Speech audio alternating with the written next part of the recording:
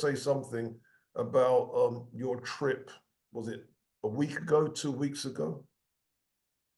Well, in some sense, it would be better for you to talk about your December trip, because my trip 2 weeks ago is sort of subsequent to the formation of a group that you participated in and you're a part of in terms of creating it, the Global Black Center for Education, Heritage, and Culture. And I think it's a phenomenal event, really, and I think it's important. Number one, it has a global perspective, and number two, it's dealing with, shall we say, Black African civilization. Not to exclude anyone, but to focus on our accomplishments over time, being the first people and the first Homo sapiens were Black. So that is what has to be promoted in terms of the actual history, traditions, and culture of humanity. And that's what has been distorted. So there's a significant role that this organization, has to play.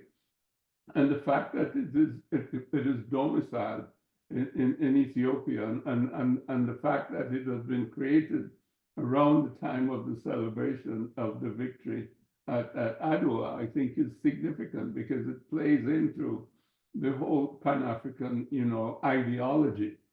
Because again, also the African Union is in Addis, and of course, Emperor Haile Selassie was foundational, along with several other leaders, such as Kwame Nkrumah, Sekou Touré, etc., in the foundation on the formation of the Organization of African Unity back in, what was it, 63, I think. So there's that continuity. From that, again, into the African Union, which I think that transition was 2001.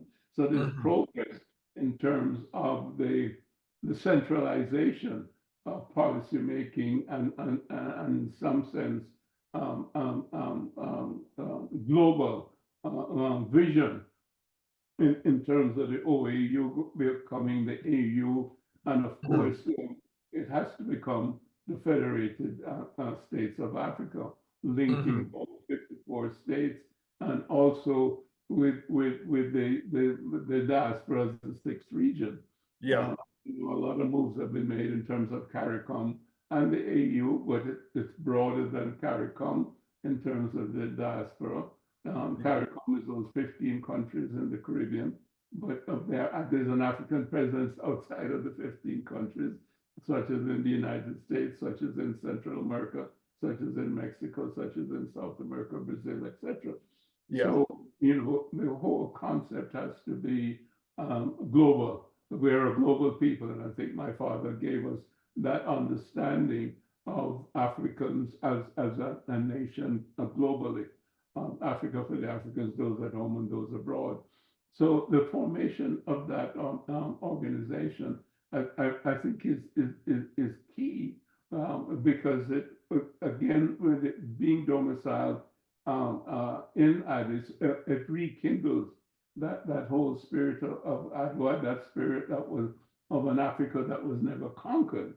And that we're now building on that spirit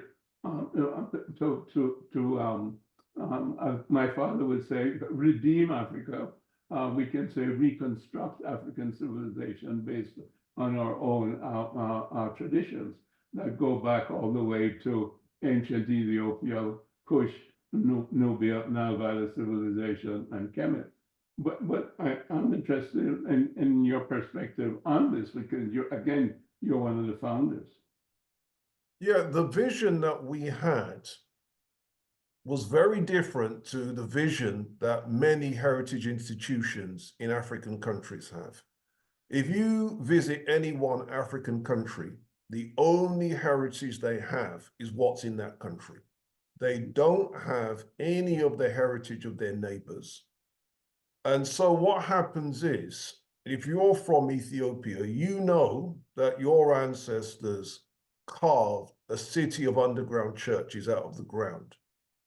You know that your people did that. You don't know that your neighbors in Kenya in medieval times were living in 3, 4, and 5-story houses on the East African coast. They don't know that. And what? They had that?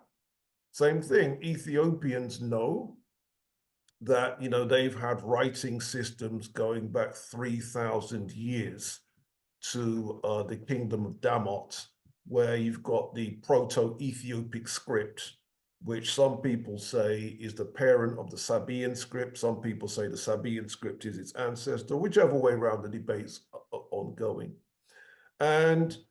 But places like Sudan have had writing also going back thousands and thousands of years. And there have been archives that have been discovered in Sudan where they found documents cutting across 7 or 8 different languages.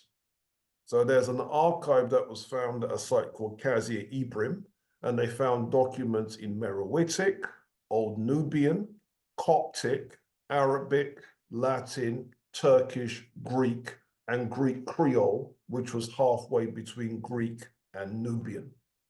Now, what I'm saying is, and here's the vision now, in this center of education, Africans from all over need to know this. Africans from all over need to know the achievements of Black people in Brazil, runaway slaves creating their own kingdom, the kingdom of Palmares. That should be common knowledge on the African continent. African Americans, 1.5 generations away from slavery, creating the Harlem Renaissance. And it wasn't just African Americans. As you know, your dad was a part of that. Dr. Du Bois was a part of that. The king of music at the time, Duke Ellington, was a part of that. Louis Armstrong, the greatest poet, yeah. Jamaican, yeah. Yeah. So consequently, everybody in Africa needs to know that. That should be common knowledge. And so we want then the history to be genuinely Pan-African. We want the artifacts to be genuinely Pan-African. Not what did Ethiopia create that contributed to the story. Already heritage institutions in Ethiopia do that.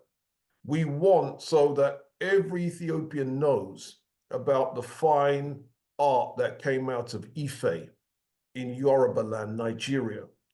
Every Ethiopian needs to know that. Those types of artifacts should be there. And so the idea then is to revolutionize heritage education in Africa so it genuinely becomes a Pan-African experience.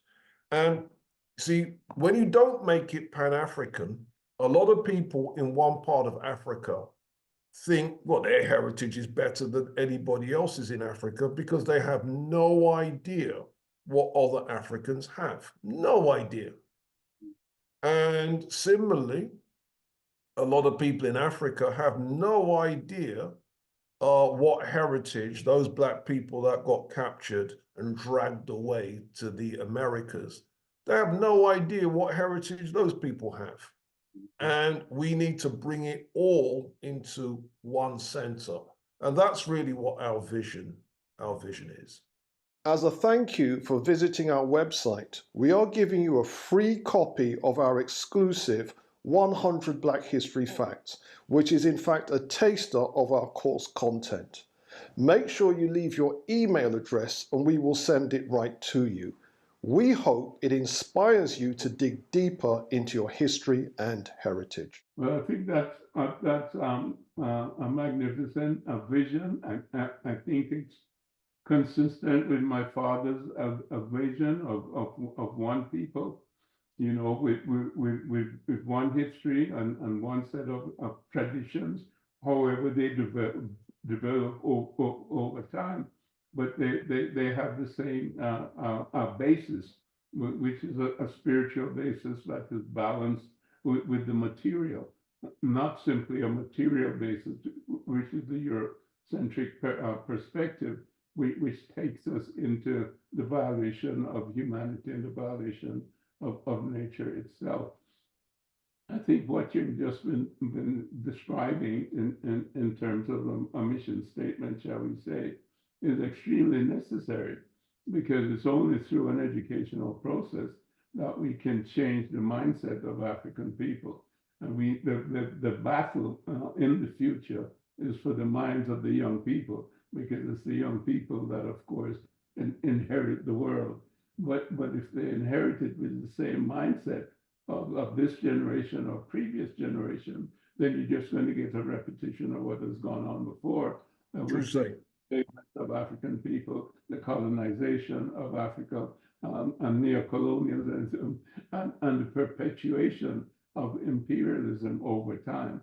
So it's important for us to capture the minds of our young people through a holistic educational process that will educate the African human being really to be African, whether he lives in the diaspora or on the continent. So I'm wholeheartedly supportive of such an effort. Thank you very much, sir. And we're really, really pleased that you've taken on that role. Yeah, big things are about to happen. Wonderful. I think that's a good note, for us to end upon. But we will continue our discourse, because this whole idea of getting a handle of the wonders of African history, and the fact that we have continually fought against invasion, against oppression, against distortion of who we are. I think it's important for us to share this with our audience that is looking. And I would say I want us to go to Haiti, and what that means, or what that meant in terms of the Caribbean, and what that meant in terms of the fight against slavery, and the fight for freedom, not only in Haiti, not only in the Caribbean, but throughout all of Latin America, because it also inspired the Bolivarian revolution. So I look forward to that as our next topic, shall we say, that we will discuss. As usual, thank you very much. It's been a pleasure. Thank you, sir. Until next time.